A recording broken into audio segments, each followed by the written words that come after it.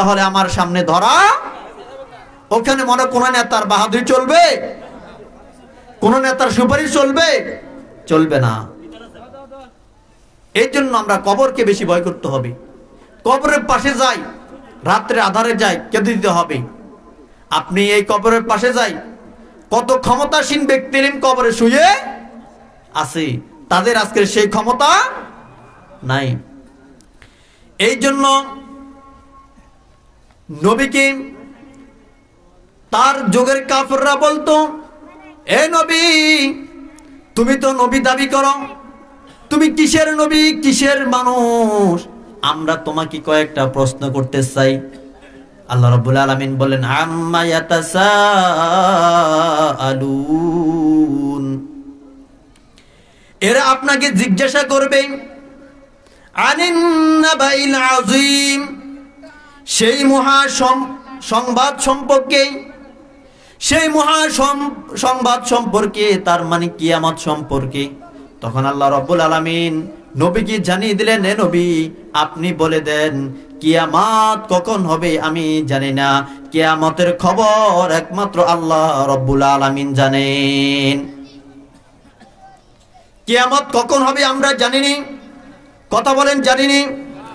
আজ পৃথিবীতে একবারে পৃথিবীর সৃষ্টির শুরু লগ্ন থেকে যত নবী রাসূল এসেছেন, যত বিজ্ঞানিক, যত দার্শনিক, যত শিক্ষাবিদ এসেছেন, কেউ আজ পর্যন্ত বলতে পারে নাই 2 দিন পরে কিয়ামত হবে, 3 দিন পরে কিয়ামত হবে, কেউ বলতে পারে নাই।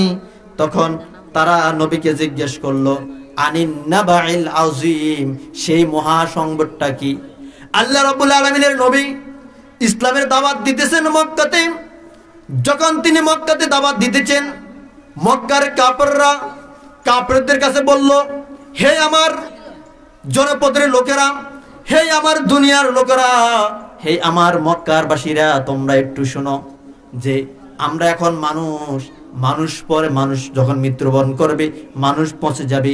পচে যাওয়ার পরে আল্লাহ রাব্বুল আলামিন আবার উঠাবেন, মিনহা খলাকনাকুম ওয়া ফিহা নুঈদুকুম ওয়া মিনহা নুখরিজুকুম ওয়া মিনহা নুঈদুকুম ওয়া মিনহা নুখরিজুকুম তারাতান উখরা। আল্লাহ রাব্বুল আলামিন আমাদেরকে আবার উঠাবেন, আমাদেরকে উঠাইয়া বিচার করবেন, বিচার করে আবার আমাদেরকে একটা দেহ বানায়া আবার আমাদেরকে জান্নাত জাহান্নাম দিবে। এই কথা কি বিশ্বাস হয়? আমাদেরকে একটা দেহ বানাবে, এটাকে বিশ্বাস হয়? কিভাবে বিশ্বাস? আমি আপনাদেরকে একটা উদাহরণ দিই। আমরা যখন রাত্রের বেলা ঘুমাইতে যাই, স্ত্রীর সাথে ঘুমাইলাম, বাল বাচ্চার সাথে ঘুমাইলাম, মায়ের সাথে ঘুমাইলাম, ঘুমাবার পরে যখন ঘুমের মধ্যে অনেক নিদ্রা হয়ে গেল, একবার আরামে ঘুম যাইতেছি, হঠাৎ করে আমি স্বপ্ন দেখতেছি আমি এই জমিনের মধ্যে কাজ করতেছি। ঘুমাই কোথায়? স্ত্রীর সাথে, মায়ের সাথে। স্বপ্ন কোথায়? জমিনে কাজ করি। এই স্বপ্নের মধ্যে আমাকে একটা সাপে কামড় দিল। সাপে কামড় দিবার পরে আমি খুব চিল্লা পাল্লা করতেছি। আমার এই চিল্লা পাল্লা মানুষে শুনে? কথা বলেন, শুনে? এখন আমি চিল্লা পাল্লা করতেছি, হঠাৎ করে ঘুম থেকে লাফ দিয়ে উঠে গেলাম। উঠে যাওয়ার পরে স্ত্রী বলল, তোমার কি হলো? আমার পাশে তুমি ঘুমাইলে, তুমি কেন হাল দিয়ে উঠলে? তখন সে বলল, আমাকে যে সাপে কাঁ দিল, তুমি কেন আমাকে ধরো নাই? আমি তোমাকে ডাকলাম, তুমি কেন আমার পাশে আসো নাই? তখন স্ত্রী বলল, তুমি তো আমার পাশে শোয়া, তোমাকে সাপে কই কামড় দিল? আসলে কি তাকে সাপে কামড় দিছে? স্বপ্নে তাকে দেখাইছে। এই জন্য যে আল্লাহ রাব্বুল আলামিন আপনাকে দুনিয়ার জমিনে 2টা দেহ বানাইলো, একটা খাঁচাকে আপনার স্ত্রীর পাশে শোয়া, আরেকটা দেহকে জমিনে নিয়া আপনাকে কামড় খাওয়াইলো, ওই আল্লাহ মনে কবরের মধ্যে আরেকটা দেহ বানাতে পারবে না? পারবে? তাহলে ওই আল্লাহকে বিশ্বাস করা প্রয়োজন আছে কিনা? যে আল্লাহ দুনিয়ার জমিনে 2টা দেহ বানাইয়া একটা দেহকে আরামের মধ্যে শোয়াইলো, আরেকটা দেহকে কষ্ট দিল, ওই আল্লাহ মনে জাহান্নামে আমাদেরকে কষ্ট দিতে পারবে না? আমাদেরকে জান্নাতে মনে শান্তি দিতে পারবে না? তাহলে পারলে আমরা দুনিয়ার মানুষ কেন আজকে বিভ্রান্ত হয়ে গেলাম? দুনিয়ার মানুষই আমরা কেন আজকে মানুষের কাছে আমরা মানুষকে ভয় করে, কিন্তু আল্লাহ রাব্বুল আলামিনকে ভয় করি না।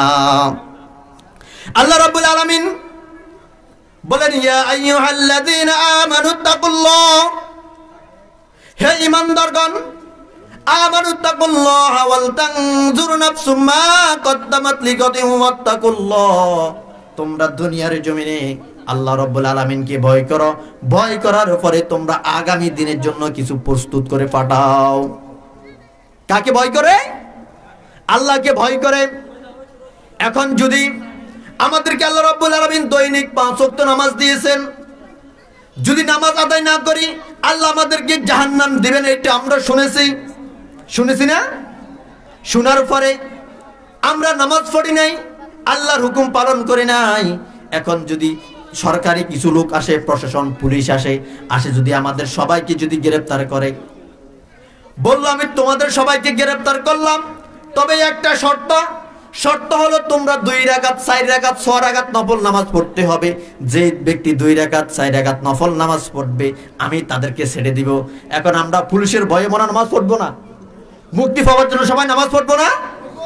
মুক্তি পাওয়ার জন্য, সাধারণ দুনিয়ার ক্ষমতার মানুষের জন্য প্রশাসনের ভয়ে আমরা 6 রাকাত নামাজ পড়তে রাজি, কিন্তু আল্লাহর ভয়ে 1 ওয়াক্ত নামাজ পড়তে রাজি এমন মানুষ মনে দুনিয়ায় নাই। তাহলে আমরা দুনিয়ার জমিনে ভয় করতে হবে কাকে? আল্লাহ রাব্বুল আলামিনকে। আল্লাহ রাব্বুল আলামিন বলেন, আল্লাযী হুম ফীহি মুখতালিফুন, তারা যে আপনাকে কিয়ামত সম্পর্কে প্রশ্ন করেও তারা দ্বিধা দ্বন্দ্বের মধ্যে আছে। কিছু লোক বলল আল্লাহ রাব্বুল আলামিন দুনিয়ার জমিনে মানুষকে মারবেন, মারে আবার উঠাবেন। কেউ বিশ্বাস করেছে, আবার বলল দূর, মানুষ তো পচে গেলে শেষ হয়ে যাবে, তাদেরকে আবার কিভাবে তৈয়ার করবে? তখন আল্লাহ রাব্বুল আলামিন বললেন, কাল্লা সায়া, এবং আত্মরাত কিন্তু এক জিনিস নয়। কিছু মানুষের কান্না শুনলেও কান্না আসে না, কিছু মানুষের আত্মরাত শুনলে, কথা শুনলে এমনি কান্না চলে আসে। তখন ওমর রাদিয়াল্লাহু তাআলা আনহু আরো কাছে গেলেন, যায় তখন তিনি কিছু শিশুর আত্মনাদ শুনলেন। তিনি বলতেছেন, এই ঘরে কে আছো? একজন মহিলা রমণী কণ্ঠ বলল, আমি এক মক্কার মহিলা, আপনি কে? তখন ওমর রাদিয়াল্লাহু তাআলা আনহু তার পরিচয়টা গোপন করে দিলেন। তিনি বললেন, আমি এক মুসাফির। বলল, আপনি মুসাফির এখানে কেন? বলল, আপনার ছেলেরা কি জন্য কাঁদতেছে, আপনার সন্তানগুলি কি জন্য কাঁদতেছেন? আপনি মুসাফির মানুষ, আমি আপনাকে বলে লাভ হবে? আপনি তো মুসাফির মানুষ। তখন বলল, বোন, তো আমি মুসাফির মানুষ, আমি তোমার কিছু উপকার করতে পারি কিনা তুমি অন্তত আমাকে বলো। বলল, ভাই, আমি আজকে এই জায়গার মধ্যে 3 দিন পর্যন্ত তাবু টানাইয়া আছি, আমার সন্তানগুলি খাবার খাইতে পারে না। বলল, তাহলে বাহিরে কেন আগুন জ্বলে? বলল, আমার ঘরে কোনো খাবার নাই, আমার ঘরে কোনো খাবার নাই। বলল, কেন আগুন জ্বললে? বলল, আমি চুলার মধ্যে আগুন জ্বেলে একটা পাতিল দিয়ে কদ্দুর পানি দিয়ে কয়েকটা পাথর দিয়ে সন্তানদেরকে বুঝাইতেছি, সন্তান ভাত হতেছে, তোরা ঘুমা। এভাবে আজকে 3 দিন পর্যন্ত করি। তখন বললেন, আপনি যে মিশামিশি দুনিয়ার কথা বলেন, আপনি যে মিশা দুনিয়া মিথ্যা কথা সন্তানদেরকে দিলেন, আল্লাহর কাছে কি জবাব দিবেন? তখন বলল, ভাই, আমি আল্লাহর কাছে কি জবাব দিব জানি না। আমার একটা সন্তান 2 দিন পর্যন্ত খাই না, আমার মেজ সন্তান খাই না, আমার একটা ছোট সন্তান আছে, ওই সন্তানটাও খাইতে পারে না। ওই সন্তান যদি ক্ষুধার যন্ত্রণার যদি মরে যায়, আমি কাল কিয়ামতের ময়দানে ওমর রাদিয়াল্লাহু তাআলা আনহুর গলার মধ্যে গামছা লাগাইয়া কিয়ামতের ময়দানে টানবো। শুনতেছে কে? শুনতেছে? ওমর রাদিয়াল্লাহু তাআলা আনহু কথাটুকু শুনতেছে। ওমর বাড়ি থেকে বাইর হলেন, বাইর হইয়া ঘোড়া লইয়া তিনি মক্কাতুল মুনাওয়ারার সামনে মদিনার দিকে চলে আসলেন। আসার পরে বাইতুল মাল সম্পাদক, যিনি বাইতুল মালের কাজ তিনি পরিচালনা করেন, যাই বলতেছেন, হে আবু সালমান। আবু সালমান ঘুম থেকে উঠে বলল, কে আপনি? বলল, আমি ওমর। বলল, আপনি কেন এত রাত্রে এখানে চলে আসলেন, ঘটনা কি? বলল, তুমি একটা বস্তার মধ্যে আটা ঢুকাও, এবং গোস্ত ঢুকাও, যা যা প্রয়োজন একটা পরিবারের জন্য তাও তুমি ঢুকাও। ঢুকাইলেন। ঢুকাবার পরে তিনি বললেন বস্তাটা আমার মাথায় দাও। তখন আবু সালাম বললেন না, আপনি তো খলিফাতুল মুসলিমিন, আপনি তো রাষ্ট্রের সরকার, আপনার মাথায় দেওয়া যাবে না, আপনি আমার মাথায় দেন। যখন দুজনের ঝগড়া লেগে গেল, ওমর রাদিয়াল্লাহু তাআলা বললেন, হে আব্দুস সালাম, শোনো, কাল কিয়ামতের ময়দানে যখন গামছা লাগাবে, গামছা লাগায় আমাকে টানবে, তোমাকে টানবে না। গামছা লাগায় আমাকে টানবে, তোমাকে টানবে না। যখন এই কথা বলেছে, ওমর রাদিয়াল্লাহু তাআলা নিজে বস্তায় মাথায় নিলেন, ঘোড়ার ফিরে উঠলেন। আবু সালমান সহ তিনি চলে গেলেন, ওই মহিলার কাছে গেলেন, যাই বলতেছেন, এই ভাই বোন, তোমার ঘর থেকে কিছু পাতিল দাও, আমি তোমার জন্য কিছু খাবার এনেছি। আবু সালমান আর ওমর রাদিয়াল্লাহু তাআলা দুজন একসাথে খাবার, রুটি বানালেন, গোস্ত পাকালেন, খাবার দিলেন। খাবার দেওয়ার পরে ওই লোকগুলি, ওই শিশুগুলি খাবার খেলেন। খাবার খাওয়ার পরে ওমর রাদিয়াল্লাহু তাআলা বললেন, হে বোন, এই খাবার খাবার পরও কিছু খাবার, অতিরিক্ত খাবার আছে বাহিরে, আমরা চলে যেতেছি, এই খাবারগুলি তোমরা খেয়ে নিও। তখন ওমর রাদিয়াল্লাহু তাআলা যখন চলে যায়, আবার যে পথেগুলি শিশুর আর্তনাদ শুনলেন, ওই পথে দাঁড়াইলেন। তখন আব্দুস সালাম বললেন, আমিরুল মুমিনিন, আপনি তো যাই ফজরের নামাজ পড়াইতে হবে মদিনাতুল মুনাওয়ারায়, আপনি কেন এখানে রয়ে গেলেন? বলল, আমি যাব, আগে শিশুদের যে আর্তনাদ আমি শুনেছি, এখন শিশুগুলি যদি খুশি হয় আমার দিলটা খুশি হয়ে যাবে। ওমর রাদিয়াল্লাহু তাআলা ওখানে দাঁড়ালেন। দাঁড়াবার পরে সন্তানগুলি বললেন, মা, এই মুসাফির লোকগুলি আমাদেরকে যে খাবার এনে দিল, এই মুসাফির যদি আমাদের দেশের ওমর হতো আমাদের জন্য কত ভালো হতো। এই মুসাফির যদি ওমর হতো আমাদের জন্য কত ভালো হতো। তখন মা বললেন, এ তো মুসাফির নয়, আল্লাহ রাব্বুল আলামিন মনে হয় যেন তোদের কষ্ট সহ্য করতে পারে নাই, এই জন্য আল্লাহ রাব্বুল আলামিন ফেরেশতা পাঠাইলেন। তখন শিশুরা খুশি, আত্মহারা, খুশিতে আত্মহারা। ওমর রাদিয়াল্লাহু তাআলা আনহু মদিনাতুল মুনাওয়ারায় এসে তিনি নামাজ আদায় করলেন। নামাজ আদায় করে তিনি নামাজের পরে ঘোষণা দিলেন, হে আমার জনপদের লোকেরা, তোমরা শুনো, নামাজের পরে একজনের বিচার হবে। তখন সবাই ভয়ে কম্পিত হয়ে গেলেন। ওমর তো জানাতেনা মানুষ না, ওমর তো সবাই ভয় পায়, সবাই দিশাহারা হয়ে গেলেন। মদিনা শরীফের কোতোয়াল, আরবের কোতোয়ালকে বললেন, হে কোতোয়াল, ওই যে একটা পাহাড় আছে, ওখানে একজন মহিলা 3 জন সন্তান সহ আছে, ওই সন্তান সহ তুমি ওই মহিলাকে নিয়ে আসো। যদি না আসে তাকে বাধ্য করবে যে সে যেন চলে আসে, না আসলে রাষ্ট্র থেকে তার জন্য কড়া আইন ব্যবস্থা নেওয়া হবে। কোতোয়াল গেল।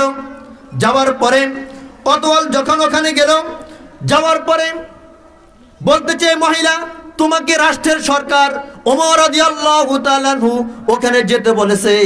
তখন বলল, কি জন্য? আমি যাব না। বলল, না গেলে আপনাকে জোর করে নেওয়ার জন্য বাধ্য করেছে। ওই মহিলা 3 সন্তান সহ চলে আসলেন। আসার পরে ওমর রাদিয়াল্লাহু তাআলা আনহু যখন বারিন্দার সামনে আসলেন, ওমর রাদিয়াল্লাহু তাআলা আনহু মুসল্লিদেরকে বললেন, আপনারা দুই সাইডে জায়গা করে দেন, জায়গা করে দিয়ে মহিলাকে আমার সামনে আসতে দেন। মহিলা সামনে গেলেন। যাই দেখতেছেন যে যেই রাত্রি যে পুরুষটা আমাদের জন্য খাবার নিয়ে গেছেন, ওই রাষ্ট্রের ওই পুরুষটা, ওই মুসাফিরটা মসজিদের মিম্বরের মধ্যে বসে আছে। ওই মহিলার মনে মনে চিন্তা হয়ে গেল, আই হাই, এই মহিলার পুরুষের সাথে কি জেনে ব্যবহার করলাম, মনে হয় যেন এমনি ওমর রাদিয়াল্লাহু তাআলা আনহু আমাকে বিচার করবেন। তখন বললে, মহিলা, তুমি 3 দিন উপবাস ছিলে, তুমি 3 দিন পর্যন্ত উপবাস ছিলে, তোমার কোনো খোঁজ খবর নিতে পারি নাই, তোমাকে আমি কোনো খোঁজ খবর নিতে পারি নাই। তুমি যে বলছে তোমার ছোট সন্তান যদি খোদার অবস্থায় মারা যায়, তাহলে তুমি ওমরকে গলার মধ্যে গামছা লাগাইয়া কিয়ামতের ময়দানে টানবে। আমি ওমর তোমাকে বলছিলাম কিয়ামতের ময়দানে টানা প্রয়োজন নাই, তোমার মনে যা চাই তা। মাথা থেকে পাগড়ি খুলে দিলেন, বলল আমার গলার মধ্যে পাগড়িটা খুলে দিলাম, তুমি মহিলার যা ইচ্ছা সে পর্যন্ত মদিনার অলিতে গলিতে আমাকে টানাও, কাল কিয়ামতের ময়দানে আমাকে টানো না।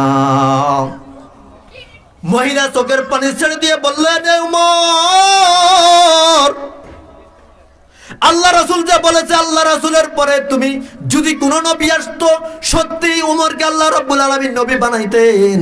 আসলে তুমি ওমর, তোমার আল্লাহর নবী সাল্লাল্লাহু আলাইহি সাল্লাম তোমার ব্যাপারে যে সাক্ষ্য দিছে, তোমার মতো ওমর আর পৃথিবীতে কখনো জন্ম হবে না।